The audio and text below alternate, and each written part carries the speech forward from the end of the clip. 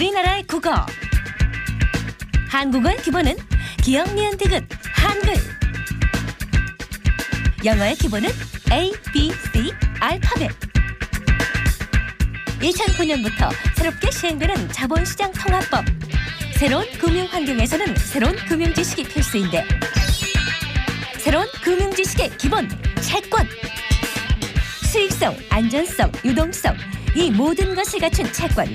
좋은 줄은 알지만 몰라서 못하는 대표적인 금융상품. 빠르게 변화하는 금융시장.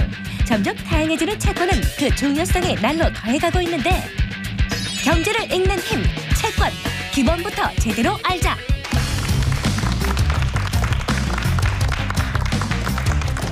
안녕하십니까. 4천만의 경제 읽기 표인봉입니다. 요즘 떠오르는 경제 이슈 중에 하나가 바로 자본시장 통합법인데요. 이 자본시장 통합법에 대해서 얼마나 알고 계십니까, 여러분은? 네? 모르시는 분이 더 많으시다고요? 아유, 이를 어쩌나요? 하지만 저도 뭐 낱말할 처지는 못 됩니다. 네. 자, 이 자본시장 통합법이 시행이 되고 나면 꼭 알아야 할 경제 상식, 경제 정보 중에 하나가 바로 채권이라고 합니다. 자, 그렇다면 이 채권과 자본시장 통합법은 어떤 연관성이 있을까요? 궁금하시죠? 그래서 그 궁금증을 풀어주실 분을 지금부터 모시도록 하겠습니다. 서울시립대 경영학부 윤창현 교수님, 박수로 환영해 주시기 바랍니다. 어서 오세요. 네, 반갑습니다. 네. 반갑습니다. 예. 교수님 그동안 잘 지내셨나요? 예, 잘 지냈습니다. 네. 감사합니다. 근데 오늘 이제 자본시장 통합법과 채권에 대해서도 알아볼 텐데, 그 저희가 주식이나 펀드는 예전에 저희하고 아주 밀접한 경제 활동의 그 한 부분이다라는 인식이 있는데요. 채권은 글쎄요, 꼭 그거 안 해도 잘 살 수 있는데 이런 생각이 있거든요. 그렇죠. 근데 앞서서 화면을 보니까 또 굉장히 밀접한 관련이 있는 것 같기도 하고, 그렇습니다. 예, 어떻습니까? 예. 채권이라고 하는 것은 이제 받을 돈이 정해진 증권입니다. 네. 그러니까 이제 주식은 오늘 10,000원에 사면 얼마가 될지 알 수가 없죠. 네. 20,000원 될 수도 있고 5,000원 될 수도 있고. 네. 채권은 이제 거기에 채권을 샀을 때 나올 돈이 딱 정해져 있습니다. 아, 앞으로 돈이 이렇게 나옵니까? 돈이 막 나오는 거죠. 그런데 그게 100, 110 이런 식으로 정해진 돈이 있는 그런 증권을 우리가 채권이라고 그러죠. 네, 어쨌든 솔깃합니다. 뭔가 나올 돈이 있다니까. 예, 지금부터 그 강의를 한번 들어보도록 하겠습니다. 박수로 청해 주십시오. 네.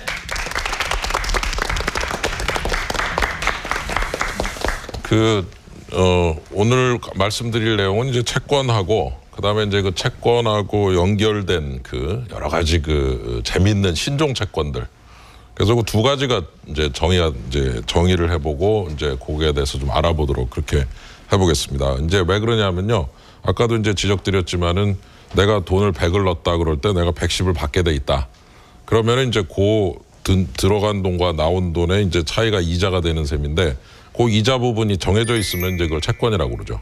근데 주식이라고 하는 것은 아시겠지만은 10,000원 내고 샀을 때 얼마가 될지를 알 수가 없습니다. 이렇게 이제 기업에 대한 지분을 의미하는 주식에는 위험이 있어서 여러 번 가격이 변할 수도 있고 한데 그 채권은 그렇지가 않습니다. 채권은 나올 돈이 정해져 있는 거죠. 아까 그 사회자님께서도 지적을 해주셨지만 자본시장 통합법이라는 법 이따 한번 보겠습니다만은 이 법이 이제 이렇게 통과가 돼갖고 새로운 어떤 금융 환경이 되면은 아마 굉장히 많은 금융 상품들이 쏟아질 겁니다. 뭐 정신이 없을 겁니다 아마. 예. 그래서 이제 고르느라고 정신 없을 텐데. 이제 그런 시대가 오기 전에 우리가 한번 이런 그 제품에 대해서 어떤 특징이 있는지 또 어떤 것들을 우리가 얘기해 볼 수 있는지 한번 알아보는 것도 좋겠다. 그래서 한번 이 채권이라고 하는 것과 신종 채권에 대해서 한번 얘기를 좀 해보겠습니다. 그 채권 그러면 이제 채권자 이런 거 생각나지 않습니까? 그래서 이제 돈 받을 사람 없는 사람 뭐 이래서 그런 그 채권이 생각나는데 사실은 조금 아까 말씀드린 채권 중에 이제 특이한 채권 한 가지를 먼저 소개시켜 드리면은 바로 전환사채라는 게 있습니다. 그럼 전환사채다. 그러면 전환이라는 게 뭐냐? 바꿀 수 있다는 거죠. 뭘로 바꾸냐? 주식으로 바꿀 수 있다. 이렇게 돼 있는 채권이죠. 그럼 이 전환사채라고 하는 것은 이제 처음에 발행될 때는 채권으로 발행되는데 예를 들어 100만 원이다. 그러면 이자를 뭐 1년에 5% 준다. 그러면 2년 있다가 만기다. 이렇게 해서 정상적인 채권으로 정리가 돼 있는데 이렇게 딱 들고서 가만히 들여다보면 밑에 조그만 글씨가 써 있어요. 물론 조그만 글씨는 아닙니다만 뭐라고 돼 있냐면은 당신이 원하신다면 6개월이 지나고 나서 요 채권을 주식으로 바꿀 수 있습니다. 이렇게 써 있는 거죠. 그러면 이제 어떤 일이 일어나느냐? 채권을 들고 있어요. 그리고서 이제 뭐 금리를 좀 받다가 1년이 지났는데 갑자기 이 회사, 이 채권을 발행한 회사, 예를 들어 A 회사라고 그러면 A 회사 주식이 막 오르는 겁니다. 그러면 이제 어떻게 하겠어요? 이 채권을 주식으로 바꿀 수가 있다는 거죠. 그러면 이제 바꾸는데 마음대로 바꾸는 건 아니고 거기에 이제 써 있습니다. 이 채권을 들고 계신 분은 주식 10장 드립니다. 이런 식으로. 쉽게 말해서. 그럼 100만 원짜리 채권인데 주식 10장으로 바꾼다는 얘기는 한 주당 얼마에 살 수 있다는 얘기죠? 10만 원이라는 얘기죠. 그죠? 그러면 이제 그 가능성이 뒤에 이렇게 밑에 조그맣게 써 있는데 근데 이제 그 채권 들고 금리를 뭐 5%면 5%, 100만 원당 5%면 1년에 5만 원 받겠죠. 그러면 이제 5만 원을 받았는데 1년이 지났는데 갑자기 이 회사 주식값이 20만 원이 됐다. 갑자기 회사가 좋아졌다. 그러면 이제 드디어 입질이 오는 거죠. 야, 이거 괜찮겠다. 그래서 딱 보다가 이제 한 20만 원쯤 갖고 이거 괜찮을 것 같다. 그럴 때 이제 어떻게 하느냐? 이제 회사에 가서 아주 간단한 이제 비유적으로 표현하면 회사에 가서 물론 증권사를 통해 하지만 회사에 가서 이거 내밀고 이거를 주식 10장으로 바꾸겠습니다. 회사는 어떻게 하느냐? 주식을 새로 찍어줍니다. 10장을. 아까식으로. 신주라고 그래요. 신주. 새로 찍어서 새로운 주식을 그 투자자에게 드립니다. 그러면 주식 한 장에 지금 20만 원이 돼 있거든요. 그러면 10장에다 20만 원 곱하면 얼마입니까? 200만 원 아니에요.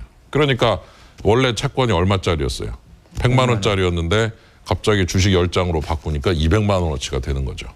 그러니까 채권을 사는 사람 중에서 그냥 채권만 사놓으면 금리하고 원금만 받게 돼 있는데 가만히 보니까 이 회사가 좀 괜찮을 것 같고 그다음에 앞으로 성장성 있는 것 같은데 주식으로 바꿀 수 있는 조항이 이렇게 들어있더라. 그러면 이제 여러분들께서 예를 들어서 돈이 있으신데 좀 운용을 좀 하고 싶다 그럴 때 검색을 해보거나 증권회사에 문의를 해보시면 전환사채가 발행되는 경우가 있어요. 그럼 이제 전환사채를 모든 회사가 다 발행하는 건 아닙니다. 어떤 회사들이 필요한 회사들이 발행을 하는데 그 회사들 입장에서는 이제 그냥 회사채로 발행하면 재미가 없어서 사람들이 많이 안 살 것 같은데 요 회사채를 주식으로 바꿀 수 있도록 요렇게 조항을 하나 넣어주면은 우리 투자자들이 이거 재밌다. 그리고 와서 많이들 사기 시작하니까 회사는 그 채권을 팔아서 돈을 받아갖고 그 돈으로 투자도 하고 여러 가지 사업에다 쓰는 거죠. 채권으로 시작해서 원한다면 주식으로 바꿀 수 있고 그리고 주식값이 안 오르더라. 그럼 어떻게 하면 됩니까? 그냥 뭐로 들고 있어요? 채권으로 들고 있어요. 그러면 금리하고 나중에 만기가 되면 원금을 받는 거죠. 그렇게 해서 본인이 원한다면 주식으로 바꿀 수도 있고 원하지 않으면 채권으로 들고 있고 요걸 뭐라고 부르냐면은 전환사채라고 그럽니다. 이거를 이제 영어를 써서 죄송한데 컨버터블 본드. 컨버터블은 바꿀 수 있다는 뜻이. 컨버터블이라는 거 혹시 아세요? 이렇게 저기 자동차에서 컨버터블이 왜 위에 뚜껑을 덮었다가 또 이렇게 열었다가 하는 이렇게 컨버터블이라는 개념이 여기에서는 어떤 식으로 쓰이냐? 이렇게 열었다 닫았다 하는 식으로 주식과 채권을 오갈 수 있다는 뜻으로 쓰는 그런 전환사채. 그래서 영어로는 컨버터블의 C자하고 본드의 B자를 따라서 뭐라고 부르냐? CB라고 불러요. CB. 그래서 혹시 뭐 CB 그러면 시비 건다 이게 아니고 이게 아니고 컨버터블 본드의 약자다. CB. 그래서 삼성 에버랜드 사건 같은 경우는 이제 어떤 거였냐면은 그 전환사채를 발행했는데 모든 사람한테 다 파는 게 아니고 특별한 사람한테만 따로 이렇게 전환사채를 발행했는데 그 전환사채가 어떤 거냐? 뭐로 바꿀 수 있다? 주식으로 바꿀 수 있게 돼 있었죠. 그래서 이제 삼성의 후계자인 우리 이 전무가 그 전환사채를 받아서 주식으로 전환을 한 이런 일이 있었는데 이게 바로 전환사채가 문제가 좀 됐던 그래서 너무 싸게 바꾼 거 아니냐 이런 얘기도 나옵니다만은 일단 문제가 되긴 됐습니다만은 하여튼 이런 식으로 채권을 받았다가 일정 기간 내 주식으로 바꿀 수 있다. 이것이 바로 뭐냐? 이게 바로 전환사채다. 이렇게 보시면 됩니다. 그럼 이제 두 번째는 영어로 한번 가볼게요. BW. 오늘 뭐 무슨 자동차 이름 같죠? BW. 뭐 BMW 아니냐 뭐 이런 얘기를 할 수도 있겠는데 BW는 뭐냐면은 본드 위드 워런트라고 그럽니다. 그러면 또 워런트는 또 뭐냐? 골치 아프다. 이거는 뭐냐면요. 신주 인수권부 사채인데 아주 간단하게 전환사채하고 상당히 비슷한데 뭐가 다르냐면은 채권을 100만 원어치를 샀다 이거예요. 그러면 옆에 사은품이 붙어 있는 거예요. 사은품. 쿠폰이라고 표현할까요? 사은품. 사은품의 이름이 워런트예요.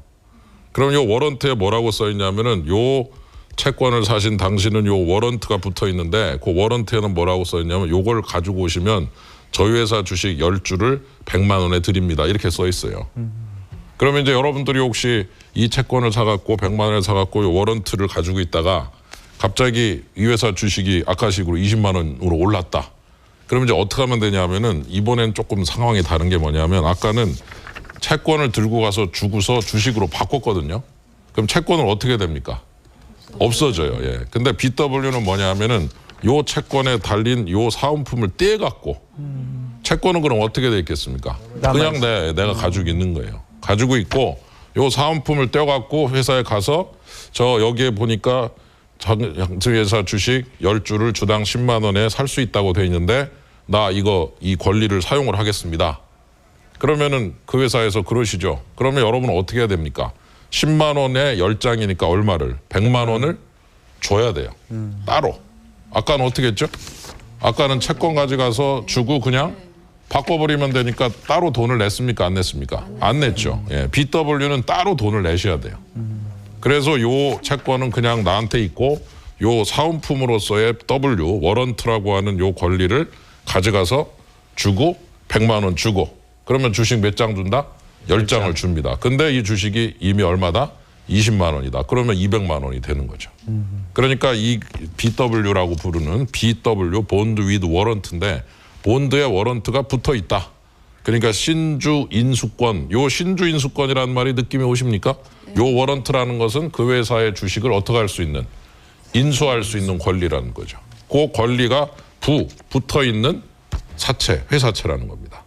예. 그래서 이제 워런트가 붙어 있는 사채는 사은품이 없는 것보다는 어때요? 조건이 좋은 거죠. 그러니까 예를 들어 BW가 발행이 된다고 그러면 여러분이 또 여러분 돈이 있을 때 야, 이 회사 BW 발행되네 한번 보고서 만일 이 회사 주가가 오를 것 같으면 여러분이 그 BW를 사들이시면은 채권을 사서 금리하고 원금 받으시고 요 워런트는 따로 이렇게 떼어갖고 가지고 있다가 어떻게 가서 필요하면 뭘로? 주식으로 바꾸는데 주식으로 그냥 바꾸는 게 아니라 돈을 내고 사들이는데 주식을 살 수 있는 가격이 미리 어떻게 돼 있다? 정해져 있거든. 10만 원으로. 그러니까 언제만 써먹으면 돼요. 주가가 10만 원보다 높을 때. 그렇죠. 주가가 10만 원보다 높아질 때만 쓰시고 5만 원인데 가서 저 10만 원에 살게요. 이러면 이 사람은 이상한 사람이죠. 그죠? 예, 그러니까 언제만 써먹는다? 주가가 원래 정해진 가격보다 오를 때. 이 가격을 뭐라고 그러냐면 행사 가격이라고 그러는데 벌써 머리가 좀 아파지시겠지만 뭐 그렇게 또 하나씩 보다 보면 아, 주식으로 바꿀 수 있다. 새로운 주식을 살 수 있다. 요렇게 그 워런트라고 하는 것을 우리가 그렇게 인식을 하는데 사실은 이 워런트라고 하는 게 이제 화면에서 보시면 이제 콜옵션이라는 말이 나와요. 콜옵션이 뭐냐면은 해당 주식을 미리 정한 가격에 사들일 수 있는 권리를 우리가 콜옵션이라고 그래요. 그런데 그 콜옵션에는 뭐가 써 있냐면은 만기가 써 있고 행사 가격 얼마에 살 수 있느냐라는 것이 써 있습니다. 그러니까 콜옵션과 워런트는 사실은 같은 겁니다. 예. 그래서 이제 보다 굉장히 넓게 표현할 때는 콜옵션이라고 부르고 그리고 이제 특별히 어떤 회사 주식 하나에 대해서 사은품처럼 붙어 있는 경우는 우리가 워런트라고 부르고 이렇게 이제 구별해서 쓰긴 하지만 개념적으로는 이게 다 콜옵션. 내가 미리 정한 가격을 정해놓고 그 가격보다 올라갔을 때 그 권리를 행사해서 낮은 가격에 사들여서 차익을 챙길 수 있는 권리. 요거를 우리가 콜옵션이라고 그래요. 그러면 이제 그 ELS로 한번 얘기를 해보죠. 아까 이제 조금 아까 지적을 했었는데 ELS. 영어로 하면 이제 Equity Linked Securities라는 건데 equity가 주식이고 linked는 링크가 돼 있다. 우리가 왜 사이트끼리 링크돼 있다 이렇게 표현하죠. 연결돼 있다는 거죠. Securities는 이제 증권이라고도 해도 되고 채권이라고도 됩니다. 주가 연동 채권, 주가 연계 채권이라고 돼 있는 개념인데 어떻습니까? 뭐 ELS 한번 사보신 일이 있나요? 어디? 어때요? 뭐 별로 관심 없으시죠? 예. 요것도 짭짤해요. 잘하면 이게 상당히 그 괜찮은 거니까 지금까지 말씀드렸던 내용하고 상당히 유사한데 ELS도 있고 ELD도 있어요. D가 뭔지 혹시 감이 잡히십니까? 어렵죠? 디파짓. 디파짓이 뭡니까? 예금. 예. 그러니까 예금이 주식 가격에 연동돼 있다. 또 채권이 주식 가격에 연동돼 있다. 이제 이렇게 그 상황이 이제 정리가 되는데 예를 들어 내가 돈을 집어넣어 갖고 가장 고통스러운 게 원금이 깨지는 거 아닙니까? 그죠? 네. 예, 원금 100만 원을 딱 알토란 같은 돈 뭐 500만 원을 넣었는데 주식에 넣으면은 이 원금이 깨져요, 이게. 그죠? 잘못되면은 뭐 1000만 원, 500만 원 넣었는데 뭐 400, 300 내려가면은 그때 그 고통이란 이루 말할 수가 없죠. 재도전하기에 힘들어지고 말이죠. 그러다가 재수 없게 제로가 됐다. 그러면 이제 그걸 뭐라고 합니까? 장렬한 전사 이렇게 표현을 하죠. 예, 투자하다 전사자 많이 나옵니다. 정말 많이 전사하죠. 그러면은 그 ELS 상품은 이제 그런 식으로 투자자가 원금은 좀 어떻게 보존은 해봐야 되겠는데 그릿하고 채권만 사자니 약간 좀 미흡하고 왜 수익률이 5%이 정도니 5% 가지고 100만 원당 5만 원 받아서 그건 뭐 짜장면 사 먹으면 끝나는 거 아니에요, 그죠? 예, 그러니까 5만 원보다는 조금 더 벌고는 싶고 그렇다고 또 이거를 주식이나 이런 쪽에다 확 넣자니 원금이 깨질 것 같고 이렇게 그 두 가지 사이에서 갈등하고 있는 분들을 위해서 만든 그런 상품인데 기본적인 구조는 이렇습니다. 예를 들어 표현봉 씨가 100만 원을 가입을 했어요. 네. 그러면은 어떻게 하느냐? 95만 원어치 채권을 사는 거예요. 95만 원어치만. 그러면 95만 원 정도 채권을 샀는데 금리가 1년에 약 5%면은 대략 얼마가 되는 거예요, 1년 있다. 채권 95만 원은 다시 얼마가 돼요? 100만 원 정도가 되는 거예요. 예. 얼마 있다가 단 1년 지나면. 그러면은 고객이 맡긴 돈의 전체 중에서 95% 정도를 가지고 채권을 딱 사버리면은 그 채권은 이자가 싹 붙어갖고 1년쯤 지나면 뭐가 된다? 원금이 다시 회복이 되는 겁니다. 예. 그럼 다시 그 1년 있다 100이 되지 않습니까? 예. 그러니 100이 확보가 됐어요. 1년 있다 100입니다. 지금은 얼마? 95 예를 들어. 그러면 이제 드디어 뭐가 남습니까? 5만 원이 남잖아요. 5만 원. 예. 5만 원 요걸로 화끈한 배팅을 하는 거죠. 화끈하게. 요 화끈한 배팅 대상이 바로 아까도 말씀드렸던 콜옵션이라는 건데 콜옵션이라고 하는 것은 주가가 뜨면 굉장히 수익이 커져요. 그리고 주가 지수라든가 주식 가격이 떨어지면은 제로가 됩니다. 그러니까 화끈하죠. 왜 화끈합니까? 꽝이 나요, 꽝. 제로. 그런 거 보셨어요? 주식 딱 10,000원 주고 샀더니 저 제로 됐네요. 이렇게 하면은 아무리 그 회사가 나빠져도 뭐 10,000원짜리 주식이 뭐 5,000원이나 6,000원 정도까지는 몰라도 0이 됐다는 얘기는 그 회사가 어떻게 됐다는 거예요? 망했다는 거 아닙니까? 그러니까 주식은 여간에서는 왔다 갔다 하지 않고 하나를 들고 있을 때 그게 제로가 될 가능성은 매우 적은데 콜옵션은 그게 아니고 주가가 미리 정해진 수준보다 오르면 큰 이익이 나지만은 떨어지면 제로가 돼버리는 거예요. 그러니까 100만 원 중에서 얼마치만 사느냐? 5만 원어치만 1년 정도 만기가 되는 그 콜옵션을 딱 사면은 그러면은 우리 표현봉 씨가 맡긴 100의 자금 중에 95는 채권으로 5는 콜옵션으로 들어가면 그러면 1년 있다가 콜옵션이 제로가 됐다. 꽝이 됐다. 그러면 뭐는 남습니까? 원금이 남죠. 95가 100이 됐으니까. 그런데 1년이 지나서 혹은 6개월 지나서 주가가 확 떠갖고 콜옵션이 20이나 30이 됐다. 그러면은 채권 100 그대로 주고 20, 30, 30 남은 거 주면 얼마를 받아요? 130을 받으면 내가 낸 100 대비 얼마? 30%의 수익이 나는 거죠. 그러니까 그런 식으로 고객이 맡긴 돈을 가지고 어떻게 하느냐. 요 맡긴 돈을 가지고 나눠서 사는 거예요. 채권 95% 정도 그리고 콜옵션은 5% 정도. 그래서 굉장히 위험한 그러나 화끈한 상품인데 그 화끈한 상품을 고객이 맡긴 돈에 조금 떼어갖고 얼만큼 떼어서 이자 정도. 그 5가 이자 정도 되는 거 아닙니까? 예. 95에서 100 될 때 5 붙으니까 그거를 미리 떼어갖고 이자 정도를 가지고 한번 멋있게 배팅을 하면 그게 큰 수익이 날 수도 있다. 요게 바로 ELS. 그다음 ELD는 뭐겠어요? 예금에다 붙이는 거 예금에다가. 그러면 여러분들이 100만 원 맡겼더니 은행이 95만 원으로 정기예금으로 처리하고 5만 원은 어떻게 한다? 옵션으로. 예. 그렇게 갖고 나중에 주가가 뜨면은 금리를 더 드리고 그다음에 주가가 떨어지면 어떻게 한다? 그냥 원금 정도만 드린다. 이런 식으로 구조를 짜니까 이것도 펀드나 거의 비슷한 거예요. ELS도. 이걸 증권사한테 맡기면 증권사에서 대신 운용해 주는 거기 때문에 펀드 가입하는 거나 거의 같습니다. 이 자본시장 통합법이라는 법이 통과가 됐습니다. 2007년 6월쯤에 통과가 됐어요.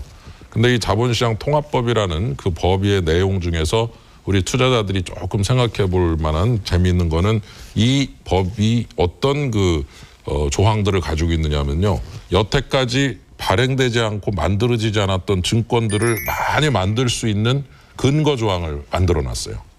그러니까 여태까지는 이러이러이러한 거를 발행할 수 있습니다. 만들 수 있습니다. 이렇게 유가증권이나 뭐 옵션 포함해서 다양한 제품을 전부 이렇게 열거를 해놓는 식이었는데 이 법에 가면은 이제 열거를 하는 거는 시행령에서 조금 하고 있고 법에서는 뭐라고 얘기했냐면은 원금의 일부가 깨질 수 있거나 전부가 깨질 수 있거나 원금 이상 깨질 수 있는 상품은 다 금융투자 상품이다.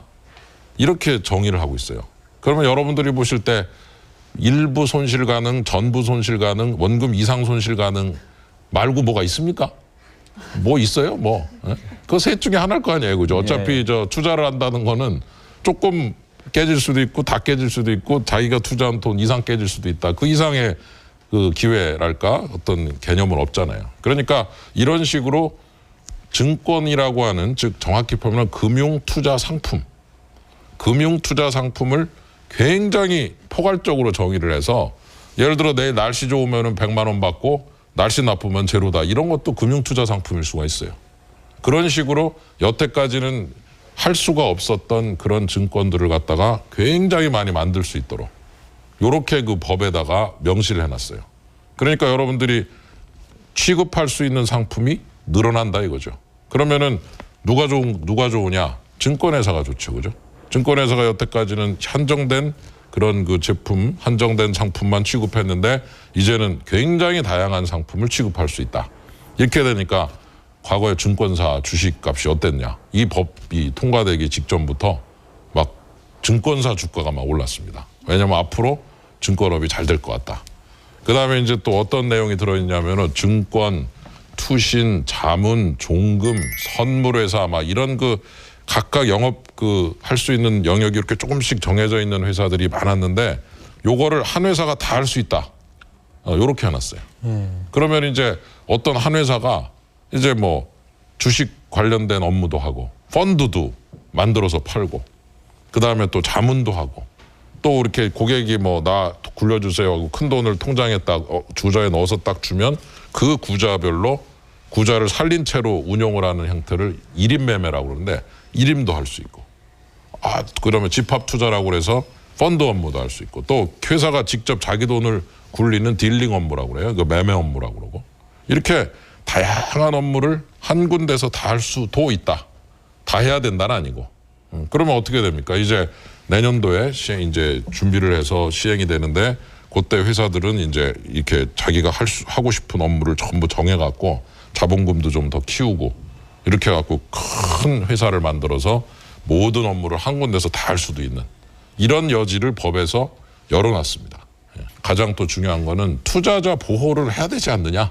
그래도 예를 들어서 이제 여러분들께서 그런 경험이 있는지 모르지만 저희 아는 분 한 분이 적금을 들러 갔대요. 적금을 들러 은행에 갔는데 가서 적금 들겠다 그러니까 이 적립식 펀드를 하나 들어보신 일이 있느냐. 그래서 그런 거 안 해봤다 그러니까 요새 그런 것도 안 하고 뭐 하셔요 이렇게. 그래서 갑자기 자극을 받아서 야 내가 뭔가 뒤져져 있구나 생각을 해서 갑자기 마음을 바꿔서 적립식 펀드를 들었다 뭐 이런 얘기를 제가 들은 적이 있는데 조금 심하게 표현하면 혼나고 들은 거죠. 혼나고. 그렇죠. 어떤 고객이 왔을 때 은행이나 증권에서 요 고객한테 어떤 상품을 좀 이렇게 팔고 싶잖아요. 가입을 유도하고 싶고. 그러면 이제 가입을 유도하려면 어떻게 해야 됩니까? 이 상품이 어떤 거라고 그래야 돼요? 좋은 거라고 얘기해야 될까요? 좋은 거. 좋은 면. 요거 끝내줘요. 뭐 이런 거. 이거 진짜 좋아요. 이제 이런 식으로 얘기를 하고 이 제품이 나쁜 점이라든가 문제가 될 만한 부분은 안 얘기하는 거야. 예를 들어서. 그러면 이제 고객들 중에는 뭐 최윤봉 씨까지 이렇게 똑똑한 사람도 있지만 저같이 조금 모자란 사람도 있잖아요. 그러면 이제 그럴 경우에 나쁜 얘기를 들어야 이제 판단을 하는데 좋은 얘기만 하네. 혹 해갖고 딱 가입을 했는데 나중에 보니까 뒤에 뭐 이상한 글씨가 하나 써 있는데 이거는 날씨가 나쁘면은 다 제로가 된다. 이런 식으로 써 있다 그러는데 날씨가 나빠졌다. 그러면 이제 전사하는 거죠. 그죠? 예를 들어. 예. 그러니까 이제 그런 식으로 고객에게 적합한 상품을 잘 고르도록. 그래서 나이가 몇이며 어떤 배경을 가지고 있는지 또 성향이 어떤지를 은행원이나 증권회사 분들이 전부 체크를 하게 이렇게 만들어 놓고 그리고 고객 정보 확인 의무가 들어가요. 그다음에 두 번째는 그 정보를 기준으로 어떤 상품이 이분에게 맞는지를 평가를 해야 됩니다. 이 직원이. 적합성의 원칙이라고 합니다. 그리고서 마지막으로 이제 좋은 상품으로 이제 괜찮다 하는 거를 이제 이렇게 딱 권유해 주면서 설명을 쫙 해주게 됐어요. 설명 의무. 이 자본시장 통합법은 이제 앞으로 생각을 가지고 좀 쭉 스터디를 해보면 재밌는 게 많습니다. 예. 그러니까 공부 좀 많이 하셔서 금융 IQ를 딱 올리면 금융 IQ가 딱 높아지면요. 그 다음에 JQ가 좋아져요. JQ. JQ는 뭐냐면 잔머리 지수거든요. 예. 그래서 잔머리가 아주 발달해야 돼요. 이 순발력, 응용력. 나쁜 뜻이 아니고. 그렇게 해서 여러분께서 잘 공부를 많이 하시면 아주 좋은 기회가 있을 거다. 이렇게 생각을 해볼 수 있겠습니다. 예, 여기까지 강의를 하도록 하죠. 예. 네, 감사합니다. 고맙습니다. 내리시죠. 네, 감사합니다. 네. 사실 아까 강의 내용 중에 어떤 적금을 들러 갔다가 적립식 펀드를 하게 된 분이 있었다 그랬는데 사실 그게 접니다. 예. 사실 저는 그 적금 들러간 게 아니라 정기예금을 들러 갔다가 예. 혼이 나서 거치식으로 거치식으로. 펀드를 해서 사실상 수익을 좀 올렸거든요. 예, 그래서 예. 뒤늦게나마 배우게 돼서 정말 다행이었다고 생각을 하는데 그래서 그 다음부터는 펀드만 어떻게든 투자의 어떤 그런 방법인 줄 알았는데 오늘같이 ELS 같은 것도 한번 좀 생각을 해봐야 그렇죠. 되겠네요. 네, 그럼요. 예. 예. 좋은 대상입니다. JQ가 좋으시잖아요. 알겠습니다. 자, 어쨌든 이렇게 해서 경제 IQ도 올리고 또 여러분들이 경제 활동을 하는데 큰 도움을 얻는 4천만의 경제 얘기가 됐으면 좋겠습니다. 오늘은 여기까지입니다. 고맙습니다.